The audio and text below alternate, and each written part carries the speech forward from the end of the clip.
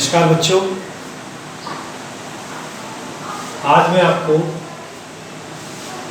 पाठ 9 में जो कल पढ़ाया था हृदय के बारे में, उससे आगे पढ़ाना आरंभ करूँगा। इस प्रकार हृदय हमारे शरीर में रक्त को भेजता है और कैसे कैसे भेजता है ये आपको मैंने पिछली कक्षा में बताया था। बहुत इम्पोर्टेंट था, मैं बोल रहा था आपसे। अगली कक्षाओं में भी ये आएगा, ये आपका 9th क्लास में या 10th क्लास में जरूर आएगा। इसे अगर आप अभी से ध्यान से पढ़ लेंगे तो ये आपके बहुत काम आएगा, बहुत काम आने वाला है। तो आगे मैं आपको रुधिर से ही संबंधित बातें बताऊंगा। हमारे शरीर में रुधिर बहता है और उसको पंप करता है, यानी धकेलता है, वो है हमारा हृदय, हमारा हार्ट, और वापस भी यही खींचता है पूरे शरीर से। लेकिन हृदय से जो नलियां जा रही हैं पूरे शरीर में फैली हुई हैं, जिनमें रुधिर बहता है, उन्हें हम रुधिर वाहिनियां कहते हैं। क्या कहते हैं? रुधिर वाहिनी। ये रुधिर वाहिनियां 3 प्रकार की होती हैं: धमनी, शिरा और केशिकाएं। रुधिर वाहिनियां कितने प्रकार की होती हैं? 3 प्रकार की: धमनी, शिरा और केशिकाएं। धमनी और शिरा तो हृदय से रक्त लेकर आती है, बल्कि जो रक्त लेकर आती है वो है शिरा, और जो रक्त लेकर वापस हृदय में चली जाती है वो धमनी। चलिए इनके बारे में नीचे पढ़ाता हूं मैं आपको। सबसे पहले धमनी। धमनी में ऑक्सीजन युक्त रक्त बहता है। फेफड़े क्या करते हैं? फेफड़ों का कार्य है कि रुधिर में ऑक्सीजन घोलना, ये काम फेफड़े करते हैं। तो ऑक्सीजन घुला हुआ रुधिर धमनी लेकर पूरे शरीर में जाती है। ऑक्सीजन युक्त रुधिर या रक्त इसमें बहता है। विज्ञान की दृष्टि से हम उसे शुद्ध रक्त कहते हैं। लाल रंग की दिखाई देंगी ये धमनियां आपको, इनमें बहता हुआ जब खून बहता है तो लाल रंग बाहर से नजर आती है, लाल रंग। शरीर में ये काफी गहराई पर आपको मिलेंगी। कारण है गहराई में होने का, ताकि आपको अगर कहीं चोट लगे तो अंदर वाली जो धमनियां हैं वो ना कटे, क्योंकि उनमें शुद्ध रक्त है। और शुद्ध रक्त का अगर नुकसान होगा तो शरीर के लिए बहुत नुकसानदायक होगा। ये शरीर में गहराई में होती है। इनकी दीवार कुछ मोटी होती है, क्योंकि इनमें रक्त का दाब भी अधिक होता है। एकदम पूरी ताकत से जो है रुधिर जब बहेगा तो दाब लगेगा। केशिक इन पर, रुधिर वाहिनियों पर, इन धमनियों पर, तो उस दाब को सहने के लिए इनकी दीवारें कुछ मोटी बनाई जाती हैं। अब आता है शिराएं। ये हरे नीले रंग की दिखाई देंगी, क्योंकि कहते हैं विज्ञान की दृष्टि से इनमें गंदा खून बहता है, यानी इनमें CO2 युक्त जो कार्बन डाइऑक्साइड वाला जो रुधिर है वो इनमें बहता है। उसे मैंने बताया कि विज्ञान की दृष्टि से अशुद्ध रखते हैं, वो मेडिकल साइंस की दृष्टि से वो अशुद्ध है। ये त्वचा के ही नीचे होती है, कभी कभी कहीं कहीं तो ये दिखाई भी देती हैं, और ये हरे नीले रंग की हमें दिखाई देती है। ये बाहर इसलिए है, अगर मान लिया कट जाए तो जो रक्त बर्बाद हो वो साफ ना हो। गंदा रक्त बर्बाद हो जाए कोई दिक्कत नहीं है, लेकिन साफ रक्त बर्बाद नहीं होना चाहिए। तो इनमें गंदा रक्त बहता है, इसलिए ऊपर की ओर है। इनकी दीवारें पतली हैं, क्योंकि इनमें रक्त का दाब कम है। इनमें कपाट होते हैं। कपाट मतलब वॉल्व एक तरीके से, यानी दरवाजे, जो रक्त को वापस नहीं बहने देते, एक ही दिशा में जाने देते हैं, एक ही दिशा में बहता रहता है। अब आता है केशिकाएं। ये बहुत पतली पतली होती हैं, इनमें रुधिर बहता है और पूरे शरीर में, त्वचा में भी इनका एक जाल सा फैला हुआ है। बहुत महीन, बहुत पतली होती है, लाल रंग की हमें दिखाई देती है। इनकी दीवार भी बहुत पतली होती है और ये ज़्यादातर ऊतकों में होती है। ऊतक भी एक छोटा अंग है, तो उसी के अंदर मिलती है ये हमें केशिकाएँ। तो इस प्रकार मैंने आपको रुधिर वाहिनियाँ पढ़ाया है। ये तो जरूर ध्यान रखेंगे किसमें शुद्ध रक्त बहता है और किसमें अशुद्ध रक्त बहता है। बहुत इंपॉर्टेंट है, बहुत बार पूछा जाता है प्रश्न में कि कौन सी रक्त वाहिनी में या रुधिर वाहिनी में शुद्ध रक्त बहता है और कौन सी रुधिर वाहिनी में अशुद्ध रक्त बहता है। तो इस प्रकार मैंने आपको ये बताया है, इसको ध्यान से समझेंगे, ध्यान से पढ़ेंगे, बहुत काम की बात है। तो अब बच्चों पढ़ते हैं रुधिर, जिसे हम कहते हैं ब्लड, रक्त या खून। इसके बारे में हम काफ़ी देर से बहुत सारी चर्चाएं कर रहे हैं। हृदय के द्वारा बहाया जाता है, फेफड़ों में शुद्ध होता है, धमनी, शिरा और केशिकाओं में बहता है। अब हम उस रुधिर के बारे में जानेंगे जो कि एक तरल पानी जैसा एक पदार्थ है। रुधिर में दो चीजें होती हैं, तो रुधिर कणिकाएं और एक प्लाज्मा। दो चीजों से मिलकर रुधिर बनता है। रुधिर में कुछ कण होते हैं और प्लाज्मा, उसका जो तरल भाग है वो प्लाज्मा है, और जो कण है उसके अंदर उन्हें रुधिर कणिकाएं कहते हैं। रुधिर कणिकाएं लगभग 45% भाग रुधिर का बनाती हैं और ये 3 प्रकार की होती हैं। बहुत इंपॉर्टेंट टॉपिक है,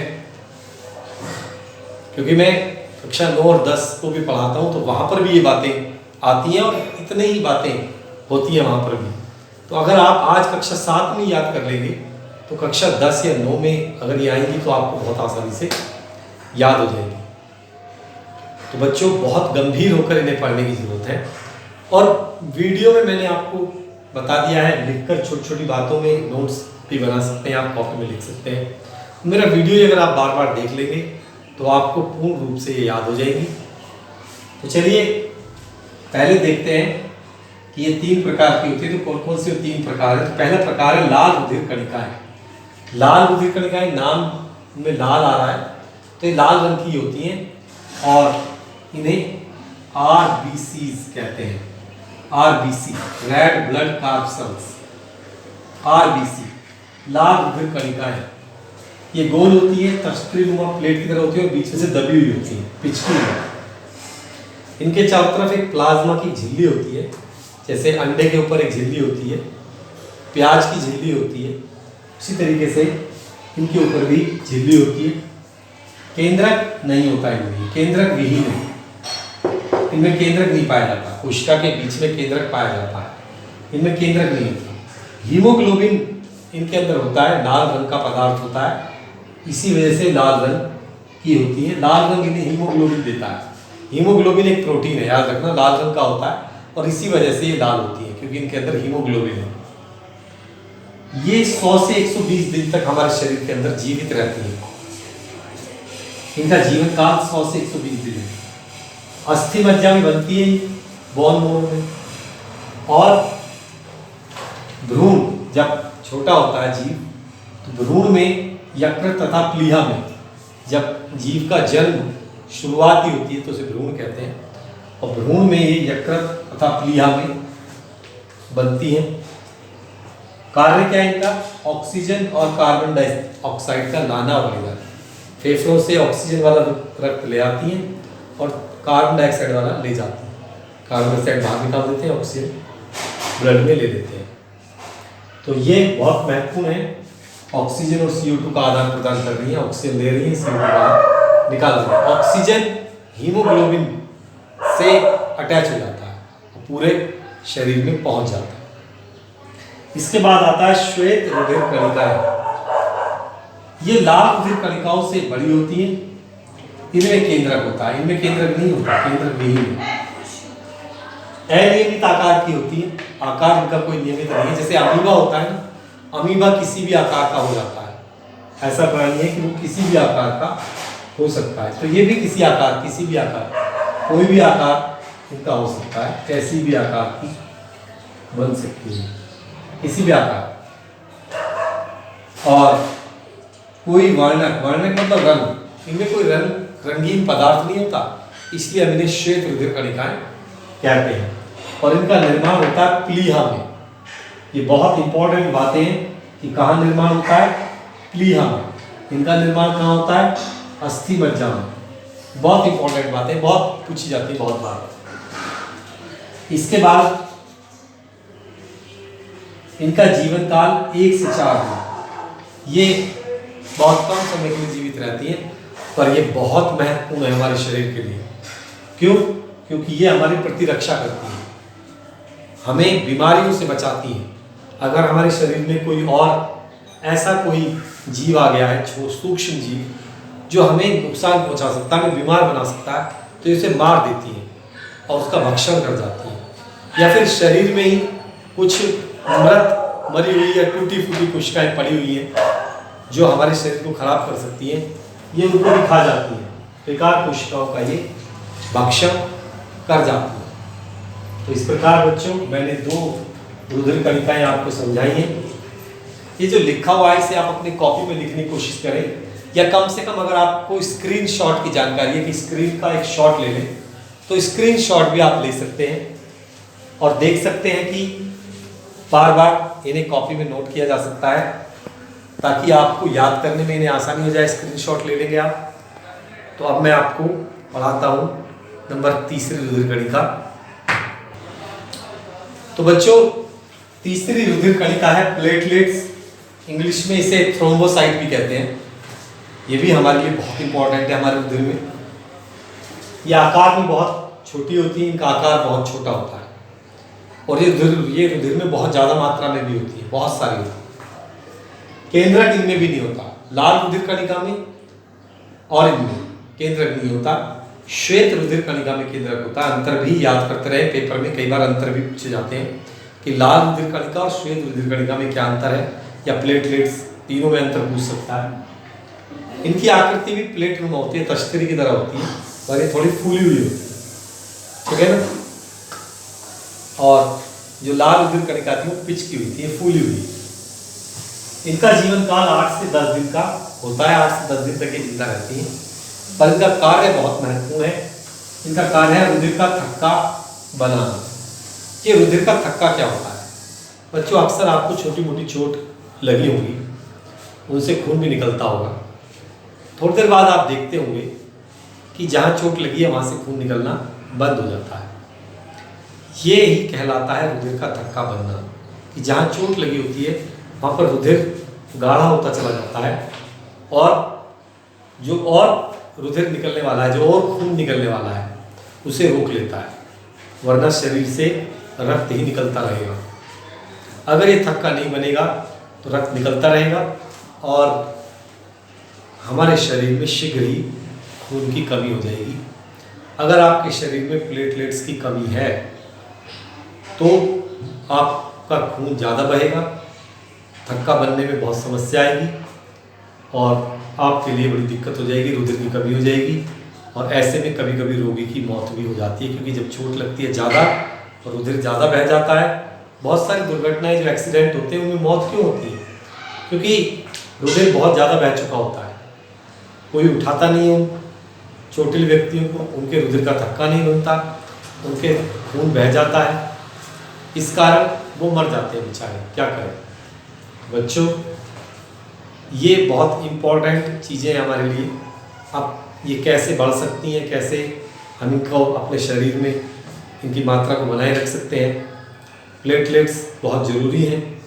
डेंगू में आपने सुना होगा प्लेट की कमी हो जाती है, और फिर अगर बहुत ज़्यादा कमी हो गई इनकी तो बच्चों हमारे नाक, कान और आँखों से अपने आप ही खून निकलना शुरू हो जाएगा और वो रुकेगा ही नहीं और हमारी मृत्यु हो जाएगी। डेंगू वाला जो केस है, डेंगू का जो मामला है, उसमें यही होता है।